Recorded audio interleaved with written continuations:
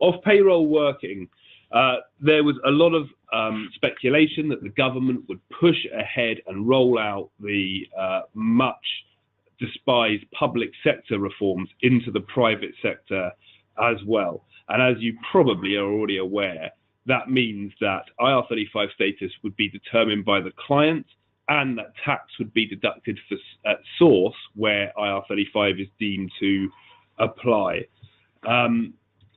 We were able, through our own lobbying and lobbying of some of our stakeholders and our allies, to give the government enough pause for thought that they have, instead of just pushing it straight out into the private sector, they have announced a consultation. So that's sort of, it's bad news further down the line, but we do live to fight another day, and we do have to, it's a lot better than it could have been. So that consultation is going to look at ways of, these are the government's words, dealing with non-compliance of IR35 in the private sector.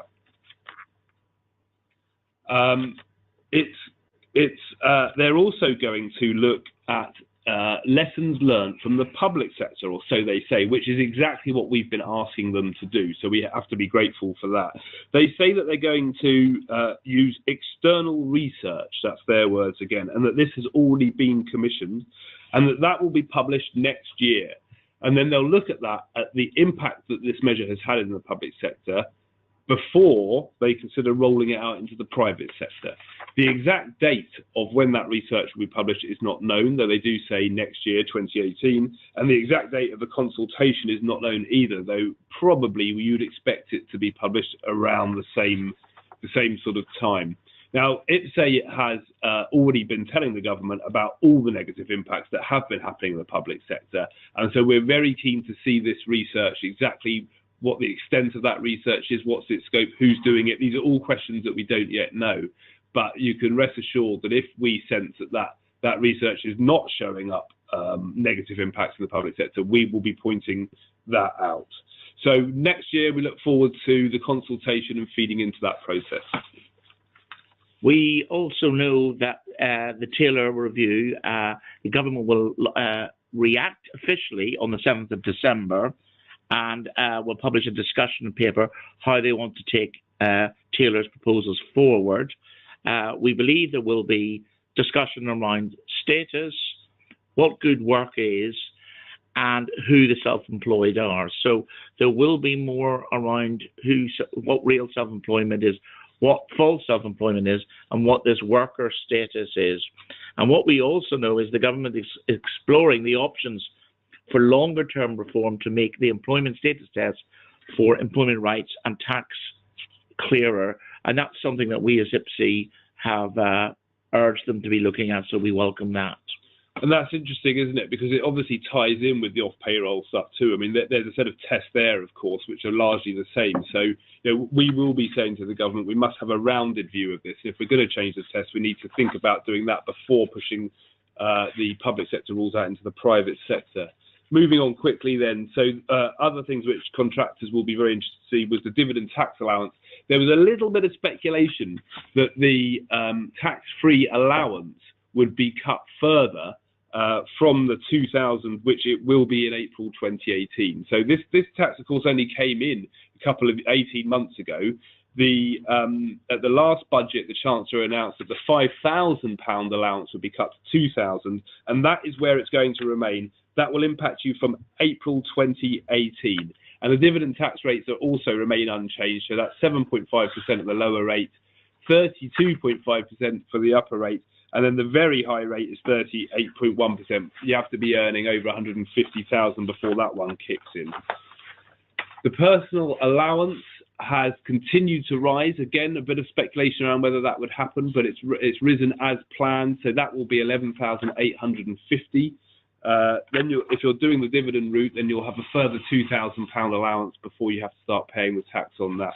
The higher rate threshold rises to 46,350 as planned. So no change at this budget into either of those headline rates. VAT threshold. This was a big one. A lot of people speculated largely because the Office of Tax Simplification released a report into what would happen if you lowered the VAT threshold. So a lot of people speculated that this could come crashing down, and that businesses with a turnover of, say, 25 or I think even 20, some people mentioned, would have to register for VAT and operate the VAT rules. That did not happen, and there was a big lobby against it. It did not happen, and instead the Chancellor has frozen the VAT threshold at £85,000. That's frozen for 2 years, which I suppose we should be grateful for. But of course, in fact, the trend has been for the threshold to go up. So, you know, the fact that it's frozen for 2 years may not be all that welcome to those people that have a turnover just under that and like to keep it that way. But anyway, at least it hasn't come crashing down, because that really would have brought a lot of businesses into that whole realm of admin burden. National insurance contributions. This was the big story, of course, at the March budget, was the attempt by the Chancellor to put a percentage or two onto Class 4 NICs, which the self-employed sole traders pay. There was no return to that, and he had to U-turn on that at the time, and he was too scared to go back into that one at the moment, particularly, as Simon mentioned, which you may not have heard, given the parliamentary arithmetic being that they now are in a weaker position. They don't have a majority, so anything controversial they'll want to steer away from. What they did do, though, was not abolish Class 2 NICs in April, which was the plan. That's been delayed for another year. It's also possible that the government will, around that time, have a fuller look at taxation of self-employment, particularly sole traders, so there's Class 2 and Class 4 national insurance contributions. There has been some pressure from two select committees, the BEIS Select Committee and the Work and Pension Select Committee, who did a joint report recently, which talked a lot around status, legal definitions of self-employment, and around the taxation of the self-employed. So that may well be something that the government will want to have a rounded look at. Right, this is the bit where we move on now to what's the bigger picture out there? How's the economy looking? And if you've followed any of the news around the budget, you will have seen that there's a lot of doom and gloom kind of reporting and forecasts. Now, this slide that you can see in front of you now is the green bits show you how the OBR predicted productivity would go at each of the last, say, 6 or 7 fiscal events. And as you can see, they all thought it would tick up. But the real line is the dark line that you want to look at. That's actually what productivity has done. So pretty much every fiscal event, the Chancellor would stand up and he would say, well, productivity's not been very good, but we're just about to turn the corner, and the OBR predict that it will go up and up and up and up. As you can see, that has not happened. And now, for the first time, they're taking a bit more of a considered approach. And the forecast now is that dotted grey line, which, as you can see, is much less ambitious than it had been, but still, you could say that it is optimistic, because if you look at the trend, and there's no real reason to think that it should go up by the 1% that they predict that it will. And the productivity is a big problem. That's why we have bad.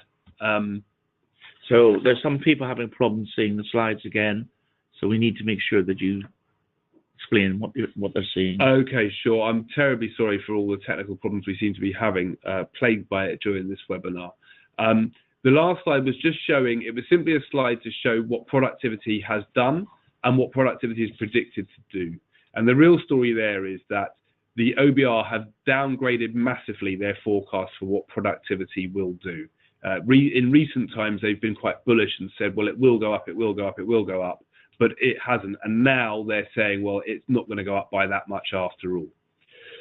That has an impact on GDP growth, and I don't know if you can see the slide in front of me, but what it shows is the forecast around GDP and how they have all been downgraded successively. So from March 16, everyone thought it was going to be much better than they did in March 17, and now in November 17, they're downgrading it hugely again. So all these forecasts are going down, and that is why you've seen so much doom and gloom in the media around what the budget really had to say. What that actually does to GDP is that it is, I mean, the best way to look at this, if you can't see the slide, which I apologise for, is I've got a lovely slide in front of me which shows where GDP was in 2008. There was the crash, and of course it went down. It's really struggled to get back up, and although that they were predicting that it would come right back up and exceed where we were in 2008, but now they're saying, well, it's barely going to do that by the year 2023. So, and we really are, this really is a much, much gloomier outlook from the OBR that was made available at this recent budget. And what does all this really mean? Well, the real sucker punch comes, of course, in earnings. That's what people want to know. And it's a very, very gloomy picture. Earnings have not gone up for a long time anyway. They're well under where they were in 2007, 2008. And the recent set of forecasts by the OBR show that we now think that we're going to be around £1,400 on average worse off than they had thought we'd be in 2020-21. So in March 2016, they said that average earnings would be somewhere just over 24,500. Now they're saying it's a little bit over 23,000. So it's a big downgrade in forecast, and this is going to hit contractors too. Essentially, it's going to mean that there's going to be less money in the economy, and it's going to be much harder for contractors to see any sort of increase or progress in their day rates. Of course, everyone's different, and there's things that you can do within your own business, but the trend is going to be, I would say, if contractor rates match anything like overall income, that it's going to put downward pressure on day rates rather than upward pressure. So it was a budget that could have been horrendous for us. It still points to maybe a difficult time in the future, but at least we've had a pause.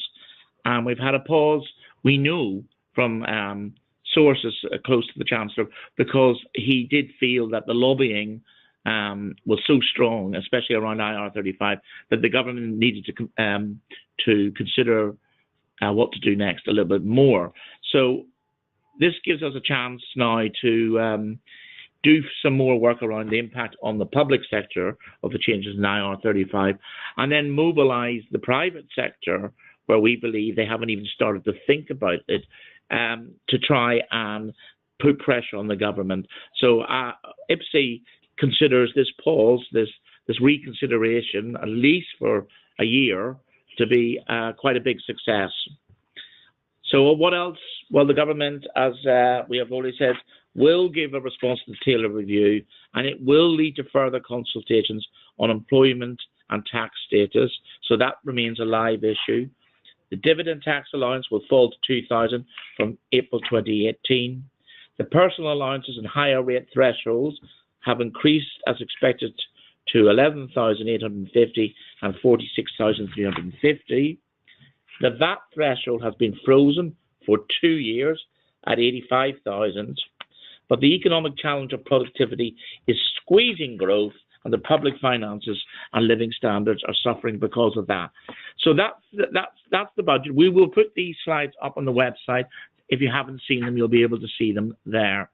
We've done an analysis, which all members have got, by Rebecca Seeley-Harris, who used to be in the Office of Tax Simplification and is a tax lawyer, and she's done analysis of the main proposals that will affect freelancers and contractors.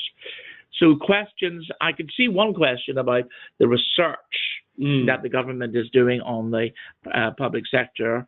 All we know at this stage is the research is done by external people, but we don't know who they are, and we don't know at this stage how we can contribute, although we will be contributing because we will be making sure that by forcing it on them, whether they like it or not.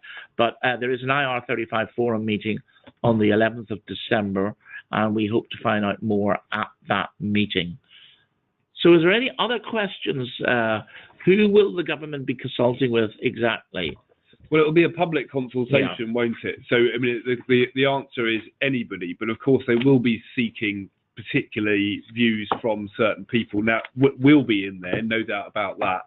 The thing that we really want them to press on them is, will they consult with the client businesses, because they will have a huge admin burden placed upon them by this, and is this really what business wants? And the kind of thing that we've already been saying to them is this what UK business needs at a time when we're going through Brexit and businesses are already reconsidering their investment in the UK? One of the best advantages that we have in this country is around our flexible labour market, and this is a move that is going to restrict and tighten that flexibility, and I think that's a very dangerous and backward step by the government. So that's the type of thing that we want to impress upon them. Yes, and in terms of the likelihood of whether this is rolled out or not, I mean, the thing is, the government officially believes there's a problem in people not being compliant, and people who are running one-man limited companies.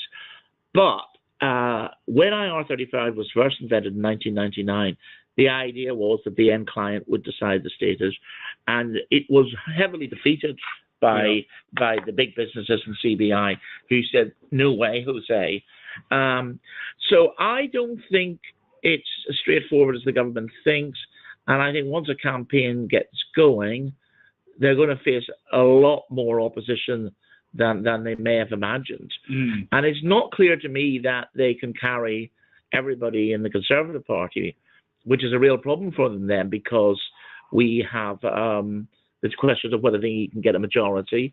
And very, very interestingly, last week, Unite, the biggest trade union and the main money donor to the Labour Party, has come out against IR35, saying it's a millionaire's tax on struggling self-employed. So I think, I wouldn't say it's 50-50. I would say that, but there's a chance here that we might be able to stop this. But that means everybody, not just us, not just the big businesses, but you as the contractors, you need to be doing your bit. And you need to be writing to your MPs, and you need to be explaining to them why this is a disaster. And you need to be telling them that, you know, this is as big to you as Brexit is, and you will be deciding your vote on this basis. That's essential, because the MPs will do what the constituents want. Now, there's another question here. Is April 2019 a realistic date for the implementations of these changes, given the complexity, or will it be pushed further back? Many people have different opinions on this. A lot of people think nothing's going to happen until after Brexit's out of the way. But if it goes to the normal timetable, then it is April 2019. But I wouldn't be surprised if it was pushed back to 2020. Yeah, I mean, I think that's right. And considering what you've just said, Simon, as well, that there's a bigger fight on the government's hands here than they might realise. And the other thing, of course, that's slightly in our favour is the parliamentary arithmetic, which people may not have heard you cover off at the very beginning of the sort of context of this budget. The government doesn't have a majority, and if contractors write to their MP saying that they're really worried about it, and so start sowing those seeds, then it can make all the difference. The government won't want to take it on if they don't feel they've got their own MP supporting it, that's for sure. There's another question in here. Will IPSE be lobbying larger businesses to bring them into the campaign against R35, as they have much greater resources to help our cause? Yes, we are talking to larger businesses, mainly via the CBI, who has those businesses as their members, and we're already doing that work, and we have managed to get the CBI to sort of take this on a little bit at the moment, and we'll be definitely keeping up that pressure. We absolutely do want those big businesses on our side, because it's not so much a case of their resources, it's a case of their influence. I mean, would a chancellor really want to do something which some of the largest businesses in the UK would not be in favour of? It would make it more difficult for them to do. So we are aware of the potential of harnessing that lobbying power could be of great advantage to us. And then somebody's asking, will IPSE be providing an updated MP template letter? Yes, there's a letter on the website, and I mean, I think it's in the members area, isn't it? I think you can see it if anyone can see that letter. Oh, anyone can see that letter, okay. Yeah. But the letter's there as guidance. It's good if you craft it with your own circumstances. But I suspect if they did do a consultation, we may relaunch. Yeah, I think we may have. But right now, we'll probably leave it. But once the government say, okay, here's the consultation doc, I would have thought that is the type of thing that we'll be doing. Yeah. So somebody else is asking at the IR35 meeting in December, are you likely to find out more details about how the consultation will be carried out and who is supplying the external research? You never know. HMRC work in mysterious ways. Certainly the stakeholders, like ourselves, will be wanting to know this information and will be quite cross if we don't get that information. So I would say it's a fingers crossed yes, but I can't guarantee it. There's a question here on the Taylor report. How important does IPSE think the government views the output of the Taylor report? I think the Prime Minister views it very seriously. It was her report. She appointed Taylor, and I know that the Department of Business maybe downplayed it a little bit, and Number 10 told them no. You take this report seriously, and you think of serious proposals. So, I think she takes it very, very seriously. And I think we will see some action from the report. There's another question around, does IPSE have a view on what a better tax system for the self-employed might look like to replace IR35? Mm-hmm. We do, yeah. I mean, we worked with EY quite closely to come up with a whole new idea, which we would help people to not have to worry about IR35 anymore. It's called the Freelancer Limited Company. The idea is that this would be a normal limited company, but it would have specific articles which would mean that it would be bespoke and tailored only to really one person and be a freelancer vehicle, that you could be able to provide up front some evidence that you're a genuine freelancer, and therefore IR35 wouldn't apply. We were having some preliminary discussions with the government about it, some quite top people inside Treasury. But then the EU referendum came along and sort of blew it all out the water, and we've struggled to get those discussions back on track. And now the Treasury seem to be more keen to keep on tinkering around with IR35, unfortunately. But we haven't given up on it, and indeed in our budget submission this time round, we resent it in again and said, this is what you should be thinking about, something like this. This is a much better idea. So we haven't given up on it, but at the moment the government seems more minded to do these unhelpful things. I mean, a lot of the experts believe that there should be a complete review of taxation in the self-employed world. That's a massive undertaking, but it's something really I think that the Taylor report recommends, and it may be that we're working towards that sort of scenario, but I think maybe the IR35 thing might be sorted out before we get there. About writing to your MPs and getting dismissive answers. Yeah, you'll get dismissive answers if you're like one person, but if hundreds are writing to them, then they get worried. And it was bad luck that you got a dismissive response last time, but maybe you were the first letter he got. We have done a survey with a bit of research looking at Conservative MPs and their majority and the number of self-employed people in that constituency. And 92 of them have majorities smaller than the number of self-employed people. So I think, there is grounds for us to really press on with this campaign to try and influence MPs. Another way that we can really influence things is get stories into the media, and that we need to get case studies. We need people to come forward and tell us what's happened to them and be prepared to go into the media. Because the more we can get into the papers, the more we stir it up in the papers, then the more those MPs will start to get really nervous. Yeah. So, any other questions? Just to say too that we have some members have shared with us the response from their MPs, and not all of them were dismissive at all. We have seen some quite notable MPs coming back to us and sort of saying, well, yes, this is sort of on my radar. Yeah. So, I'm sorry that you've got a dismissive response, but there are MPs out there that are taking note of this. They really are. So we do think it's worth doing. It will only take a handful, or maybe 10 MPs, to rebel against the government, and then they're in big trouble. So it doesn't take very many, and we have some good responses already. So don't be pessimistic about not getting MPs to do something. And they usually send them on to the Treasury as well, don't they? Typically, they'll send them on to the Chancellor. So the message is getting through to the Chancellor. There's a lot of people out there that are upset about this. So at least that's a helpful reminder to him.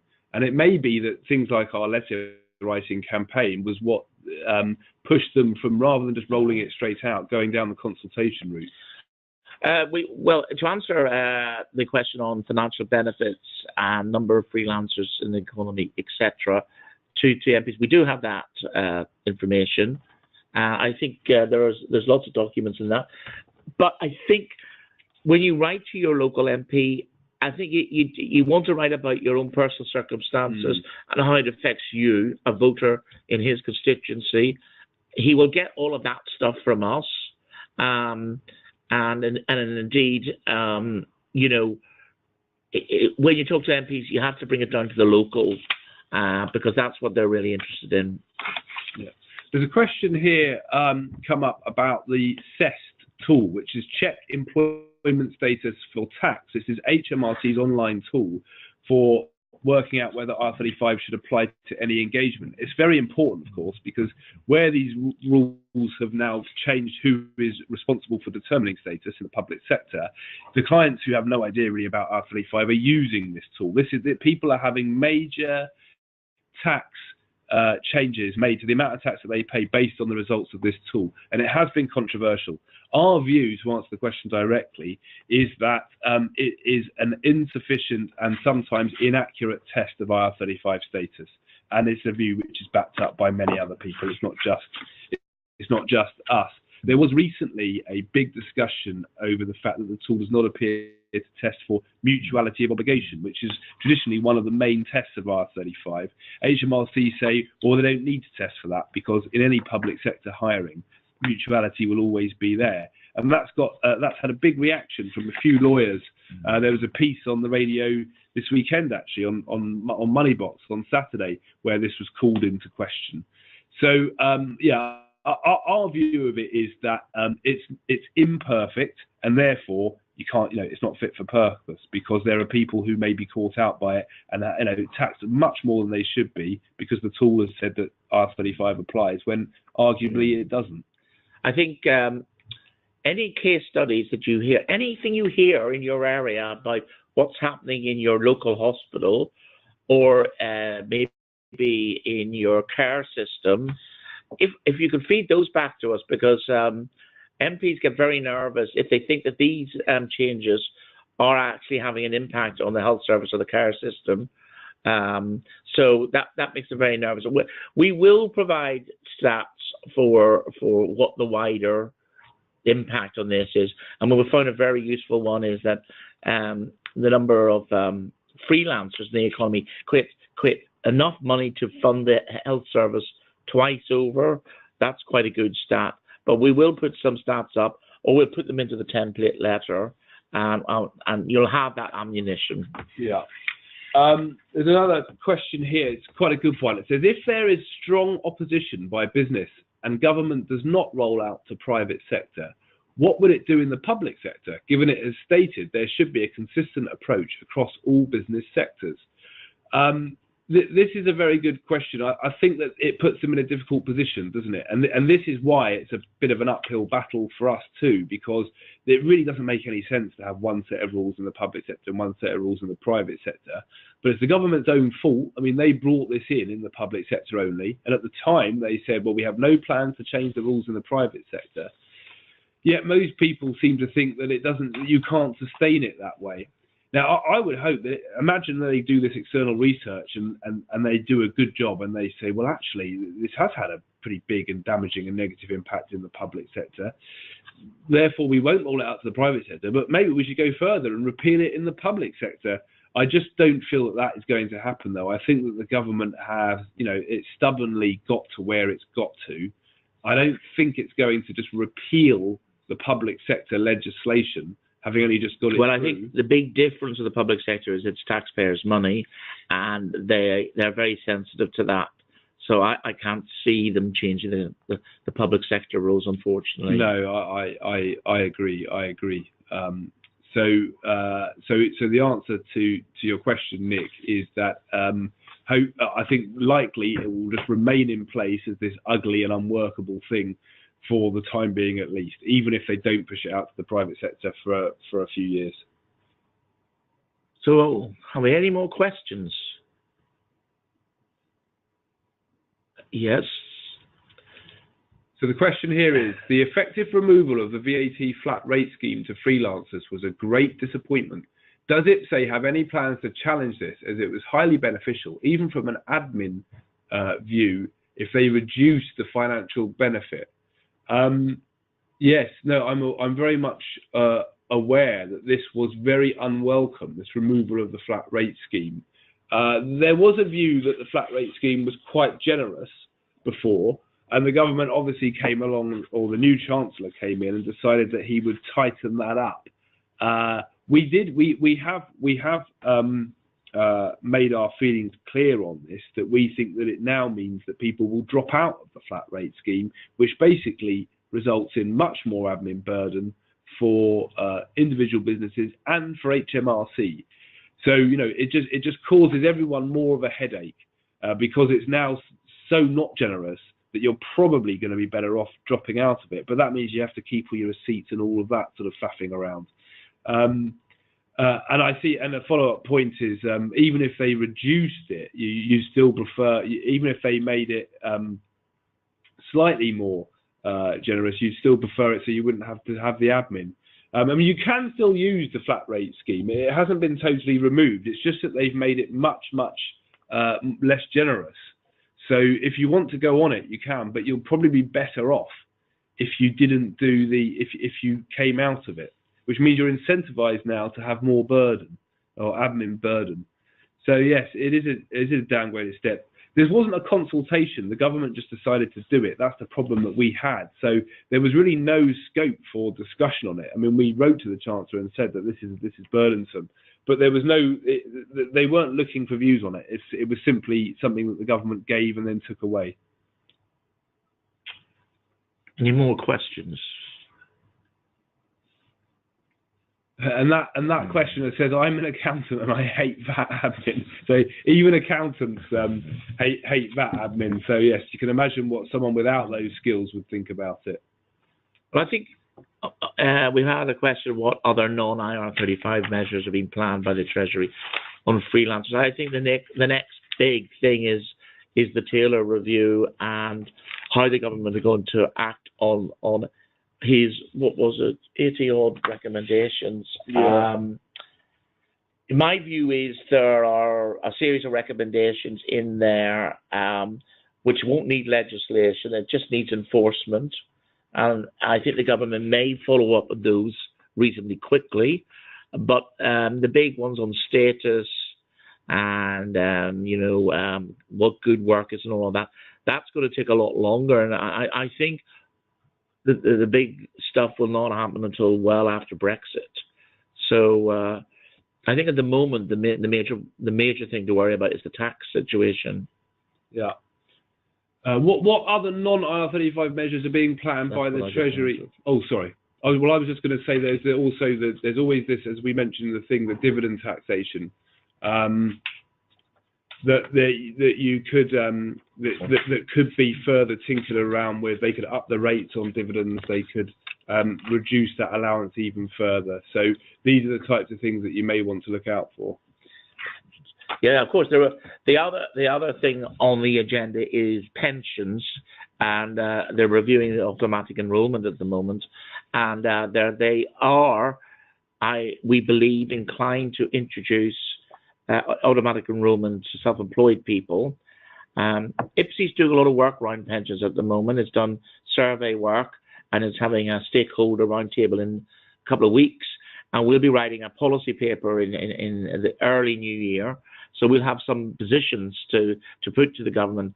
What best schemes are there, or could there be for people who are self-employed? Not necessarily pension solutions, but our survey work does suggest that people do, at the end of the day, want some sort of pension. Yeah, there's a question around, is minimum salary for income tax and NI plus the balance to the higher rate tax and dividends still the optimum for a one-man company? I think the answer is yes. This is covered in the budget document by Rebecca Seeley-Harris. It does slightly depend on what the total amount of money is that's coming out, but if you're going up to around that £43,000 mark, yes, I do believe that the most tax efficient method is to do it as you have suggested there, which is take minimum salary up to the personal allowances and then take the rest as dividends. But it's not as generous as it used to be because of the taxation of dividends. So, any other questions?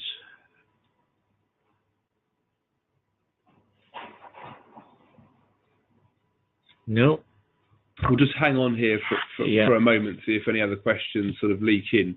I'll take this opportunity to say we apologise for the difficulties that we had around the audio and I think even the visuals as well. So apologies for that, and I'm glad you've stuck with us though to ask us these questions. Why don't you talk about making tax digital? Yeah, so this is the other big thing.